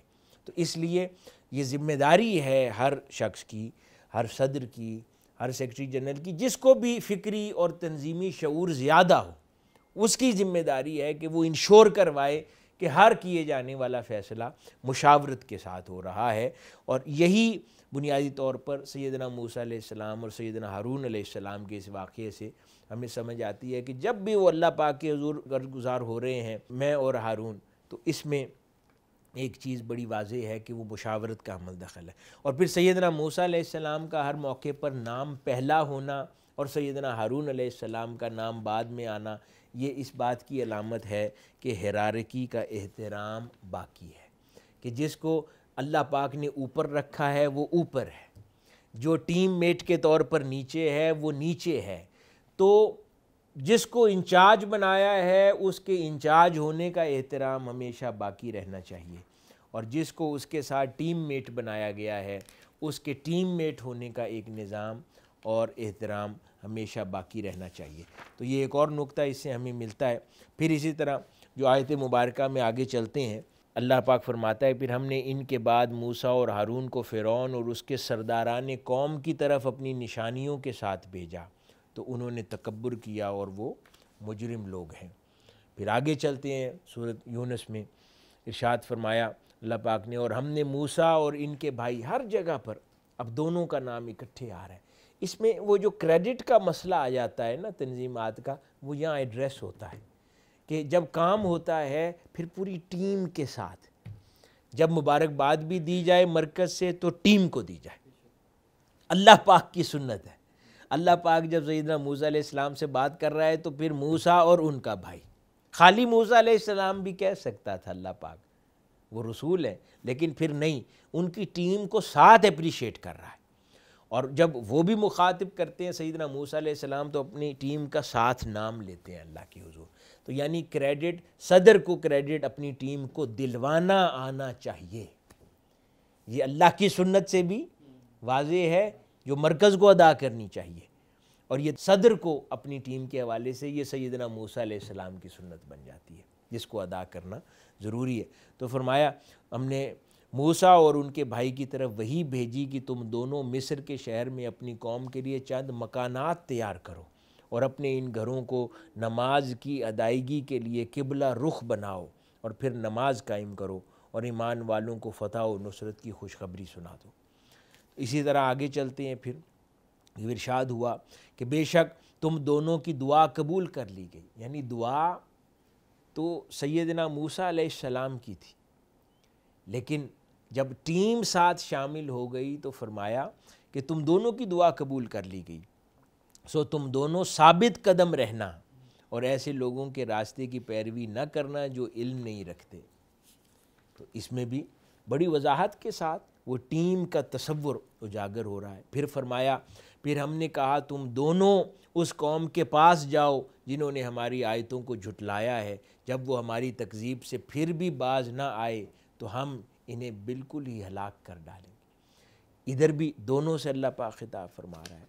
تو یوں چلتا چلا جاتا ہے. تو یہ جو ریکگنیشن آف ٹیم ہے یہ مرکز کی طرف سے بھی ناگزیر ہے اور صدر کی طرف سے بھی اپنی ٹیم کو ساتھ لے کر چلنا اور مشاورت کے عمل میں ہمیشہ ملحوظ خاطر رکھنا. اسی طرح جو ممبرز ہیں جونیئرز ہیں اپنے سینئرز کے ساتھ اور صدور کے ساتھ ان کا چلنا بھی اسی طرح اس احترام کو ناگزیر رکھے. یعنی اب ٹیم تو سیدنا موسیٰ علیہ السلام اور سیدنا ہارون علیہ السلام کی اللہ پاک نے بنا دی سیدنا موسیٰ علیہ السلام کے تقاضے میں، لیکن آگے پھر بہت سی آیات اس طرح کی آتی ہیں. اب فصاحت و بلاغت میں بھی سیدنا ہارون علیہ السلام زیادہ ہیں، اسی مقصد کے لیے مانگے گئے ہیں. لیکن عجیب بات ہے کہ جب فرعون کے دربار میں بات کر رہے ہیں اور جو دعوت دیتے ہیں اس وقت ان ٹوٹیلٹی بات اب سیدنا موسیٰ علیہ السلام کی پھر ہوتی ہے.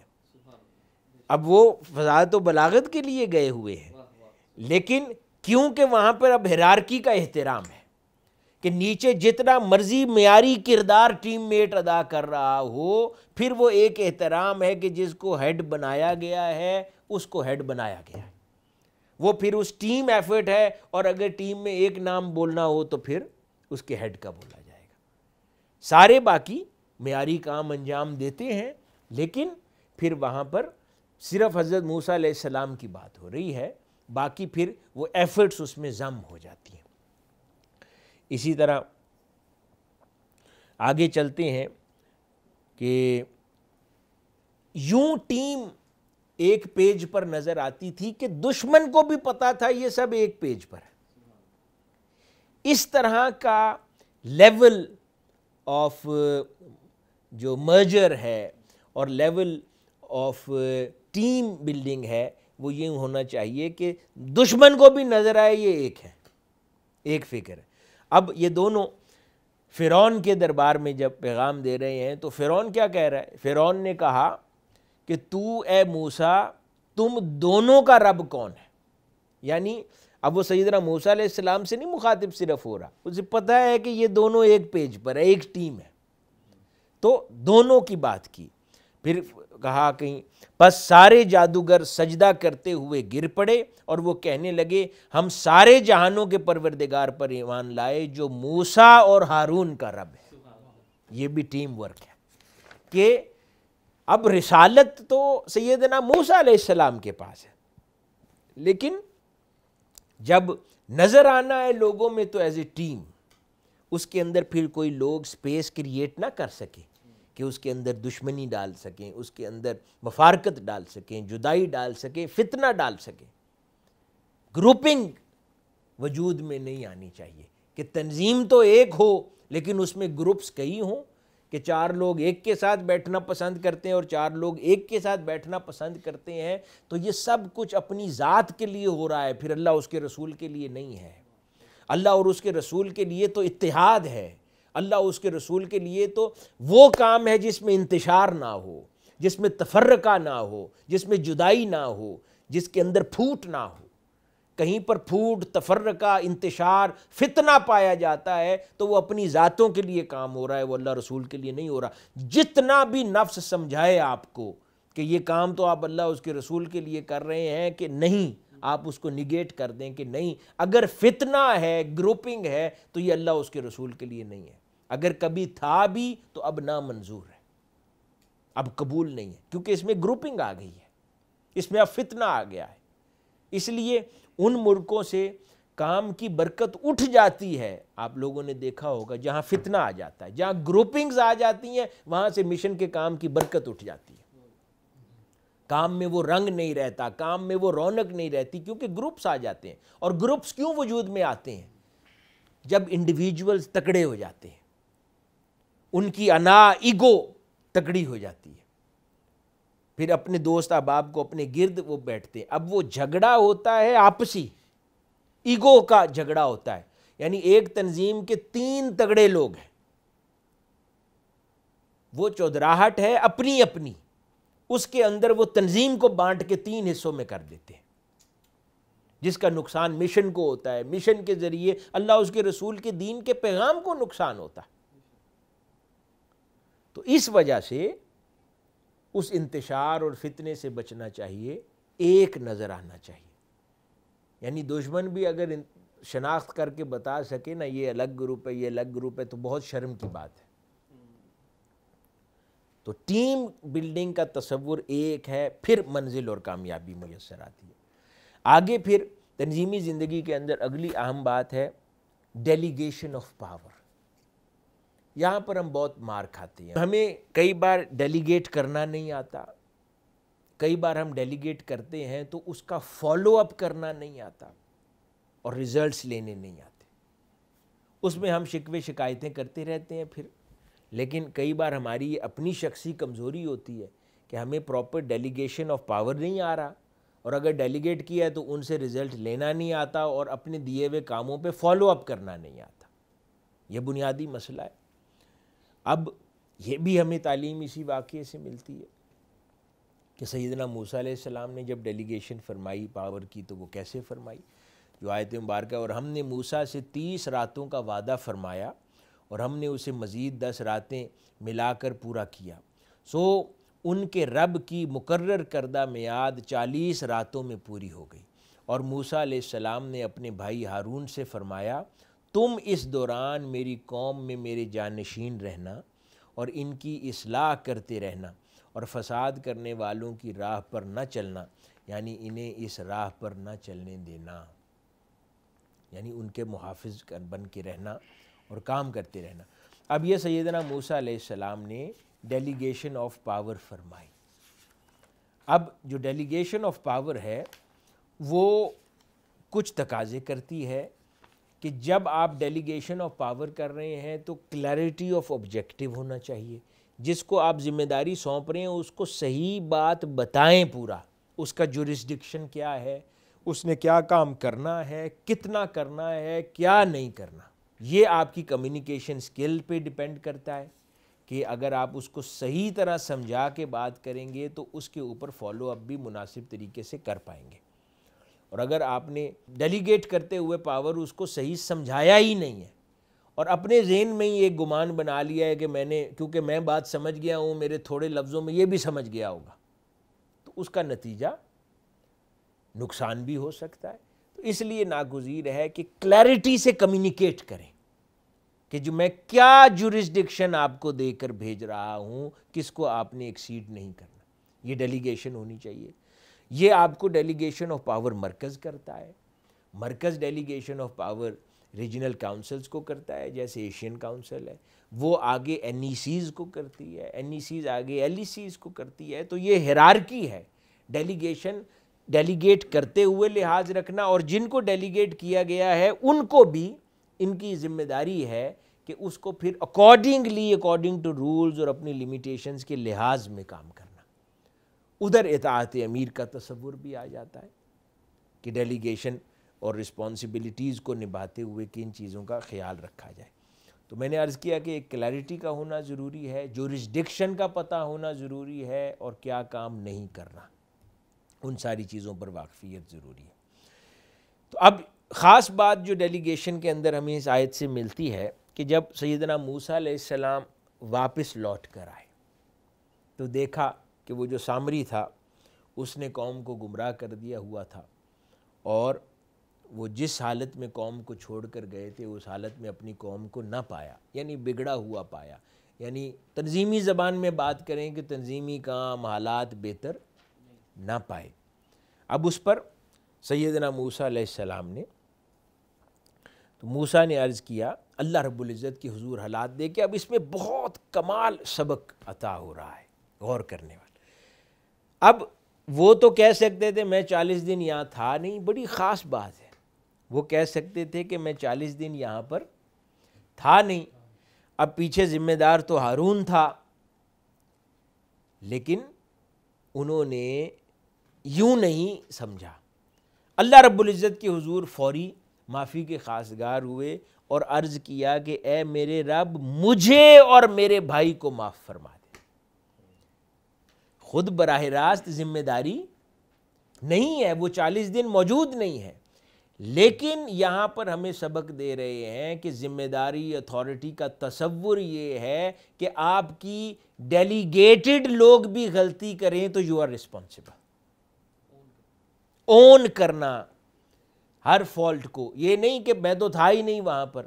اگر آپ اس ریجن پہ ہیڈ ہیں تو نیچے کچھ بھی ہو رہا ہے، آپ اگر کسی ملک کے سربراہ ہیں، کسی علاقائی شہری تنظیم کے سربراہ ہیں، اس کے نیچے کچھ بھی ہو رہا ہے، یو آر رسپانسبل.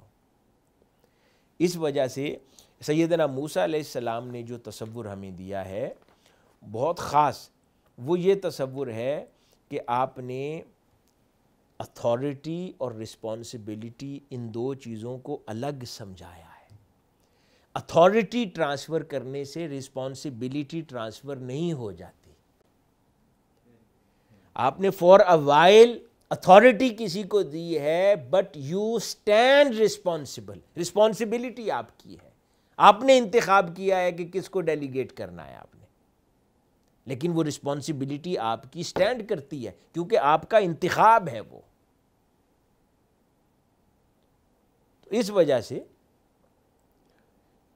جیسے ہم کئی بار ملکی حالات کی بات نہیں کرتے، مختلف، اب تو خیر چینج ہو گیا ٹائم، تو لیکن ہم مختلف حالات میں وہ جس طرح باقی گورنمنٹ کو ہیڈ آف دا گورنمنٹ سے جدا کر کے لوگ بیان کرتے رہے ہیں کہ فلاں شخص تو صحیح ہے، اس کی ٹیم ٹھیک نہیں ہے. تو یہ سیدنا موسیٰ علیہ السلام کا تصور ہے کہ اتھارٹی اور رسپانسبلٹی ان دونوں چیزوں کو سمجھنا ناگزیر ہے. اگر کوئی نیچے بیڈ پرفارم کر رہا ہے، you stand still responsible for it, کیونکہ اتھارٹی آپ نے ڈیلیگیٹ کی ہے. اور پھر اس رسپانسبلٹی میں جو دوسرا سبق ہمیں مل رہا ہے کہ اس میں کوئی شرم کی بات نہیں ہے کہ اگر غلطی کا احساس ہو جائے تو فوری اللہ پاک کے حضور رجوع کر کے یا اپنی سینئر یا اتھارٹی کی طرف رجوع کر کے اپنی غلطی کا احساس کر کے مانا اور پھر اس میں اصلاح کی کوشش کی. جیسے سیدنا موسیٰ علیہ السلام نے فوری اللہ پاک کے حضور عرض کیا کہ میرے مولا مجھے اور میرے بھائی کو معاف فرما دے اور ہم اپنی رحمت کے دامن میں داخل فرما لے، اور تو سب سے بڑھ کر رحم فرمانے والا. اسی طرح پھر جس کو ڈیلیگیشن آف پاور کرتے ہیں اس کو پھر انڈوس کرتے ہیں، اس کو بیکنگ مہیا کرتے ہیں، اس کو اسٹرینتھن کرتے ہیں، طاقتور کرتے ہیں تاکہ وہ صحیح معنوں میں اپنا کام انجام کر کے. یہاں پر مرکز کا عمل دخل ہے کہ جو آپ کی ایل ای سیز ہیں، این ای سیز ہیں، مرکز ہے، ایشین کاؤنسل ہے، ان کے پیچھے جیسے اللہ پاک نے فرمایا کہ ہم نے ہارون اور موسیٰ کو پھر اپنی نشانیاں دے کر فرعون کے دربار میں بھیجا، یعنی پوری بیکنگ دی تاکہ اسے پتہ ہو کہ یہ خدا کے نمائندے ہیں. اسی طرح جب علاقائی طور پر یا ایشین کاؤنسل ہے یا دیگر کاؤنسلز ہیں جب علاقے میں اپنی تنظیمات بنائیں تو ان کے ساتھ سٹینڈ کرنا، ان کو اسٹرینتھن کرنا، ان کو بیکنگ دینا، یہ پھر ناگزیر ہو جاتا ہے. یہ بھی اللہ پاک کی سنت ہے کہ جس کو نمائندہ بنا کر بھیجو پھر اسے طاقتور کرو، اس کو نشانیوں کے ساتھ بھیجو، اس کو کانفیڈنس کے ساتھ بھیجو، اس کو اتھارٹی کے ساتھ بھیجو تاکہ وہ آپ کے بہاف پر پھر عمل درآمد کر سکے اور کام کر سکے. تو یہ بھی عام امور میں سے اسی طرح آ جاتا ہے. اسی طرح آگے پھر فرمایا، ارشاد ہوا ہرگز نہیں، پس تم دونوں ہماری نشانیاں لے کر جاؤ، بے شک ہم تمہارے ساتھ ہر بات سننے والے ہیں. سبحان اللہ. اللہ پاک فرما رہا ہے یہاں پر بھی وہی انڈوسمنٹ کی بات ہو رہی ہے، بیکنگ مہیا کرنے کی، اور ساتھ فرما رہا ہے کہ بے شک جا کے کام کرو، ہم پھر بھی سن رہے ہیں، لیکن جا کے کام بھی کرنا ہے، واپس آ کے رپورٹ بھی کرنا ہے. یہ الگ بات ہے کہ ہم انڈیپینڈنٹلی بھی اس کو جانتے ہیں، لیکن اس کے باوجود ایک نظام کی طرف اشارہ کیا جا رہا ہے. پھر آگے ارشاد فرمایا، پس تم دونوں فرعون کے پاس جاؤ اور کہو ہم سارے جہانوں کے پروردگار کے بھیجے ہوئے رسول ہیں، یعنی اس کی طرف اشارہ کہ وہ بیکنگ جو میں نے عرض کیا اور سپورٹ جو میکنزم ہے اس کی طرف اشارہ کیا جا رہا ہے. تو ناظرین محترم، اسی طرح ہارون علیہ السلام نے جب وہ ان کو رسپانسبل ٹھہرایا تو ان کی جواب طلبی کی سیدنا موسیٰ علیہ السلام نے. تو جب ٹیم بلڈنگ ہے تو ٹیم بلڈنگ کے نتیجے میں جب کوئی کسی کو ڈیلیگیشن آف پاور کرتا ہے، آگے رسپانسبلٹی سونپتا ہے، تو اس کی جواب طلبی کے لیے تیار بھی رہنا چاہیے، اسے مائنڈ نہیں کرنا چاہیے۔ یہ تعلیم بھی ہمیں قرآن مجید سے میسر آتی ہے۔ اگر کسی تنظیم کو یا کسی تنظیمی صدر کو مرکز جواب طلبی کسی مسئلے پر کرتا ہے، کیونکہ اب وہ ایک نظام کا حصہ ہے، بے شک وہ ایک والنٹیئر ورک ہے، یہ بھی سارے لوگ جنہیں اللہ اور اس کا رسول صلی اللہ علیہ وآلہ وسلم چنتے ہیں، یا اللہ پاک پرانی امتوں میں جن انبیاء کو چنتا رہا ہے اپنے دین کے لیے، یہ کوئی فائنینشیل جابز تو نہیں تھیں، یہ تو معاشرتی ذمہ داریاں تھیں جو ادا کرتے آئے ہیں، یہ تو ایک کمیونٹی لیڈرشپ رول تھا جو اللہ پاک نے انہیں عطا کیا تھا، جو والنٹیرلی کرتے تھے۔ اس کے اوپر اللہ پاک جواب طلبیاں بھی فرما رہا ہے، وہ خود بھی ایک دوسرے کی جواب طلبی کر رہے ہیں۔ وہ تو کہہ سکتے تھے مولا یہ کون سی جاب ہے ہماری، لیکن اب جب ان کو چن لیا گیا ایک والنٹیئر ورک کے لیے تو ان کی ذمہ داریوں میں یہ شامل ہو گیا، تو اس کو وہ ذمہ داری کے طور پہ ہی نبھاتے ہیں۔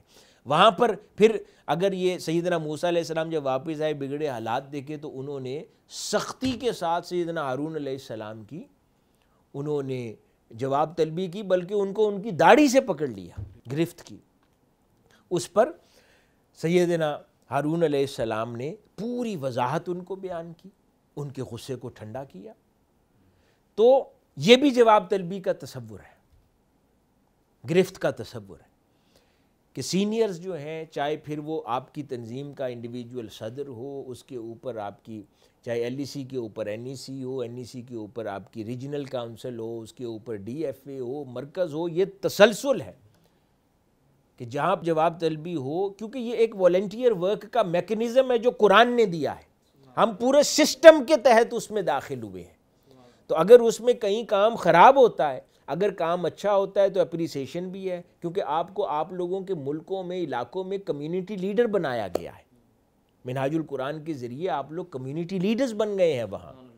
اگر وہاں پر کوئی ایسے نظم کی خلاف ورزی ہوتی ہے جس کا اندیشہ اور جس کا نقصان تحریک کے اوپر آ رہا ہے، تحریک کی فکر پہ آتا ہے، امیج کے اوپر آتا ہے، تو اس پہ حق رکھتا ہے مرکز، آپ کی ریجنل کاؤنسل، آپ کی بالائی جو کاؤنسل ہے تنظیم، کہ وہ آپ کی جواب طلبی اس پر کرے، اور اس پر کسی کا مائنڈ نہ کرنا۔ یہ سیدنا ہارون علیہ السلام کی سنت سے ثابت ہے کہ پھر آپ کلیریفیکیشنز کانفیڈنٹلی دیں، اس کو اس نظام کا حصہ سمجھیں، کوئی مائنڈ نہ کرے کہ میں تو والنٹیئر کام کرتا ہوں، یا ناراض ہو کے گھر جا کر بیٹھ جائے کہ بھئی مجھ سے اب جواب طلبیاں ہوں گی۔ نہیں، جس نظام کا آپ حصہ بن گئے ہیں، اللہ کی سنت بھی ہے، اور جن کو کام سونپا جاتا ہے ان انبیاء کی سنت بھی ہے، اس سے کام میں بہتری آتی ہے، دل میں وسعت آتی ہے، اور اللہ رب العزت کی بارگاہ میں قبولیت آتی ہے۔ یہ الگ ذمہ داری، ایک اور اہم نقطہ جو ہمیں اس میں سے ملتا ہے اور اس واقعے سے، کہ آپ نے بہت کلیئرٹی کے ساتھ آپ نے پھر سیدنا موسیٰ علیہ السلام کو وضاحت دی، اپنی صفائی پیش کی کہ یہ امور ہوئے جس کی وجہ سے یہ واقعہ رونما ہوا۔ اب اسی واقعے سے ایک اور خاص نقطہ نکلتا ہے، تنظیمی امور کے اندر کئی بار ایسی مسائل پیش آ جاتے ہیں کہ بگڑاؤ آ گیا، کوئی مسئلہ ہوا، آپ کو کسی کے بارے میں گمان پیدا ہوا کہ فلاں شخص نے سازش کی، یا فلاں شخص نے نقصان پہنچانے کی کوشش کی، یا فلاں شخص نے اپنی سمجھ کے مطابق غلط فیصلہ کر دیا، مجھ سے پوچھا نہیں، صدر سے نہیں پوچھا، سینئر سے نہیں پوچھا، تو ہم عموماً اس کو وضاحت کا موقع ہی نہیں دیتے، اپنے ذہن میں خود فیصلہ کر کے بس آرڈر سنا دیتے ہیں۔ یہ اس واقعے میں اگلا سبق، جب سیدنا ہارون علیہ السلام اپنی صفائی اور وضاحت دے چکے، پھر سیدنا موسیٰ علیہ السلام نے جو سامری جو فتنے کی جڑ تھا اس کو وضاحت کا موقع دیا، سیدھا اس کے اوپر اپنا فیصلہ نہیں سنا دیا، بلکہ فاض آیت کے موسیٰ علیہ السلام نے فرمایا، اے سامری بتا تیرا کیا معاملہ ہے کہ تو نے ایسا کیوں کیا؟ ہارون جو کہہ رہا ہے، اب آپ انٹرسٹنگ بات کہ ہارون علیہ السلام آپ کے ٹیم میٹ ہیں، آپ کے بھائی ہیں، اور دوسری طرف سامری کی انہوں نے شکایت کی ہے، اب آپ دونوں کو برابر سنائیں۔ سیدنا ہارون علیہ السلام سے بھی وضاحت لی ہے، اور پھر سامری کو بھی موقع دیا ہے کہ بتاؤ سامری کہ تمہارا کیا معاملہ ہے، اس کو یعنی بالکل انڈیپینڈنٹلی مکمل اس کو ہیئرنگ دی ہے تاکہ وہ اپنی بات کر سکے۔ اس کے اوپر اس نے اپنی جو بھی بات پہنچائی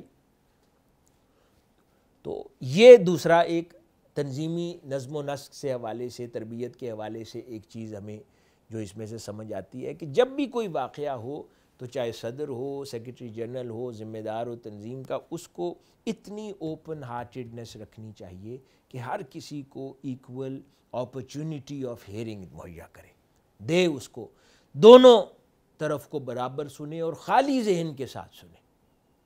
یہ بہت بڑا مسئلہ پایا جاتا ہے جس کا نتیجہ عموماً تنظیمات کے اندر بدمزگی اور اس میں گروپنگ کی وجہ بن جاتی ہے۔ جب ہیئرنگز نہیں دی جاتی اور بطور صدر آپ اپنی تنظیم کے سارے لوگوں کو برابر ٹریٹ نہیں کرتے، جب سب کو برابر ٹریٹ کریں گے، کوئی ایک شخص آپ کے زیادہ قریب ہے، اس نے آ کر کسی کے بارے میں آپ کو خلاف بات کر دی، آپ نے فوری ذہن بنا لیا۔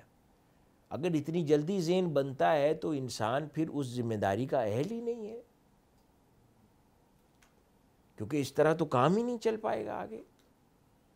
تو اس وجہ سے کوئی کتنا بھی قریبی کیوں نہ ہو، ادھر حضرت سیدنا ہارون علیہ السلام اللہ کے نبی بھی ہیں، سیدنا موسیٰ علیہ السلام کے بھائی بھی ہیں اور آپ کے ٹیم میٹ ہیں، ان کی وضاحت کے بعد بھی سامری کو ہیرنگ دی ہے کہ بتاؤ تمہارا کیا معاملہ ہے۔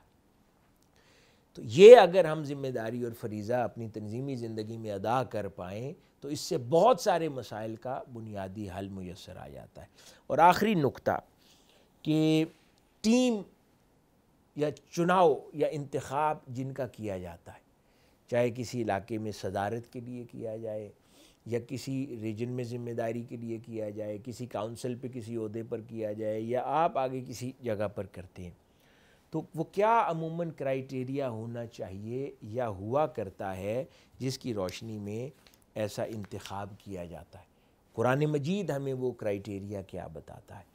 قرآن مجید کے اکارڈنگ وہ کرائیٹیریا اس آیت مبارکہ سے انفر ہوتا ہے کہ وہ واقعہ یاد کریں کہ جب سیدنا موسیٰ علیہ السلام ایک کنویں کے پاس تشریف لے گئے تو دو خواتین وہاں کھڑی تھی، سیدنا شعیب علیہ السلام کی صاحبزادیاں، ان کو کوئی جانوروں کو پانی نہیں پلانے دیتا تھا، آپ نے انہیں پانی پلایا، اسسٹ کیا۔ اب وہ جو صاحبزادیاں تھیں سیدنا شعیب علیہ السلام کی، انہوں نے گھر جا کر کیا بات کی، یعنی اب سیدنا موسیٰ علیہ السلام کو انہوں نے امپلائی کروانا تھا، ریکروٹ کروانا تھا، ذمہ داری پر رکھوانا تھا سیدنا شعیب علیہ السلام کے پاس، تو انہوں نے جا کر نشانی کیا بیان کی، کہا اے میرے ابا جان انہیں اپنے پاس مزدوری پر رکھ لیں، بے شک یہ بہترین شخص ہیں جسے آپ مزدوری پر رکھیں، یہ وہی ہے جو طاقتور امانت دار ہو اور یہ اس ذمہ داری کے اہل ہے۔ یعنی دو خصوصیات کسی بھی ذمہ داری کے اہل ہونے کے لیے، باصلاحیت، طاقتور سے مراد باصلاحیت، باصلاحیت اور امانت داری، یہ دو وہ اہم پہلو ہیں جو کسی بھی شخص کو کسی بھی ذمہ داری کے اہل کرتے ہیں۔ مرکز مختلف ذمہ داریوں پر انتخاب کرتا ہے، انسان پوچھتا ہے کہ سسٹم میں ایوالو ہونے کا طریقہ کار کیا ہے، تنظیمات کے مختلف ذمہ داریوں پر بیٹھنے کا طریقہ کار کیا ہے، یا آگے ہم جب ذمہ داریوں کے لیے لوگوں کا انتخاب کرتے ہیں تو وہ لوگ کیسے ہونے چاہیے، تو ان کا کرائیٹیریا بیان ہوا کہ باصلاحیت ہونے چاہیے اور مشن کے وفادار ہونے چاہیے۔ مشن کی فکر کے ساتھ اور قیادت کی فکر کے ساتھ وفاداری کا پایا جانا ناگزیر ہے۔ یہ انسانی تقاضا نہیں ہے بشری، یہ اللہ پاک کا حکم ہے۔ قرآن مجید نے یہ کرائیٹیریا مقرر فرمایا ہے کہ بہترین امپلائمنٹ یا بہترین ذمہ داری پر انتخاب وہ ہے جس میں دو چیزیں پائی جاتی ہوں۔ فقط صلاحیتیں بھی فرما سکتا تھا کہ باصلاحیت ہونا چاہیے، نہیں، فرمایا کہ امانت دار اور وفادار بھی ہونا ناگزیر ہے۔ اس کی بنیادی وجہ یہ ہے، اس کے اوپر کئی اسکالرز، انٹلیکچوئلز اور ویسٹرن اسکالرز بھی لکھتے ہیں کہ کئی بار کم صلاحیت تھوڑا ہو تو پھر چل جاتا ہے، کیونکہ بعد میں ٹریننگ کروا کر اس کی صلاحیت میں اضافہ کیا جا سکتا ہے۔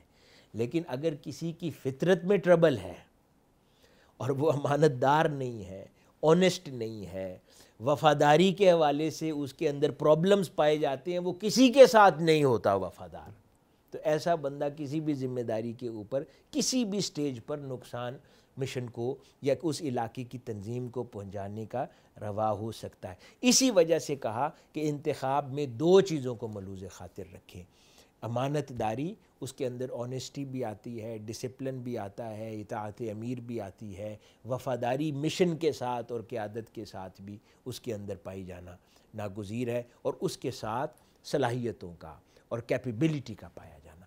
تو مرکز جب دیکھتا ہے تنظیمات کو، آگے تنظیمات جب افراد کو اس میں ذمہ داریوں کے انتخاب کے لیے دیکھتی ہیں، تو ان دونوں چیزوں کے امتزاج کا ہونا ناگزیر ہے، اور یہ وہ کرائیٹیریا اور ایک شناخت ہوتی ہے کہ جس سے اس کو انتخاب کیا جاتا ہے، اور یہ قرآن مجید کا عطا کردہ قانون ہے۔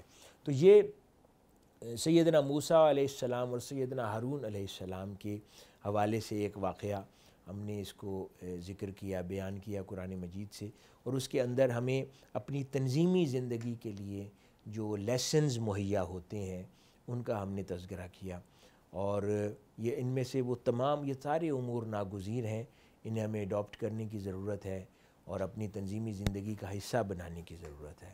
اللہ پاک ہم سب کا حامی و ناصر ہو، اور جو باتیں ہم نے کی ہیں اللہ پاک ان پر ہمیں ہمیشہ عمل پیرا رہنے کی توفیق عطا فرمائے، ہماری تنظیمی سمجھ بوجھ میں اللہ پاک اضافہ کرے، اور تنظیمی نظم و نسق میں اللہ پاک اضافہ کرے، اور جہاں جہاں پر بھی مختلف ذمہ داریوں پر بیٹھے ہوئے افراد اپنے کام انجام دے رہے ہیں، اللہ پاک آپ سب کی توفیقات میں اضافہ فرمائے، اور ان تمام ممالک میں جو یہاں پر موجود ہیں اور اس کے سوا بھی پوری دنیا میں جہاں جہاں تحریک منہاج القرآن، اس کی تنظیمات، مراکز، انسٹیٹیوشنز کام کر رہے ہیں، اللہ پاک ان تمام کو دن دگنی رات چوگنی ترقی عطا فرمائے اور بلندی عطا فرمائے، اور لوگوں میں حضور شیخ الاسلام کی فکر کو زیادہ سے زیادہ عام فرمائے، اور جتنے لوگ کوششوں میں مصروف ہیں، اس کی خدمت میں مصروف ہیں، ان سب کی خدمت کو اللہ پاک اپنی بارگاہ میں قبول فرمائے۔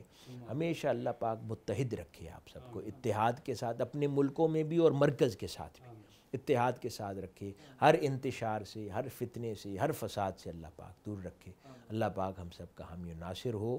اور میں آخر میں مبارکباد دیتا ہوں ایشین کونسل کو اور ڈی ایف اے کو اس شاندار پروگرام کے انعقاد پر، اور تمام شرکاء کو کہ آپ سب لوگوں نے وقت نکالا اور اس ساری چیز کا حصہ بنے۔ اللہ پاک ہم سب کا حامی و ناصر ہو۔ السلام علیکم ورحمۃ اللہ وبرکاتہ۔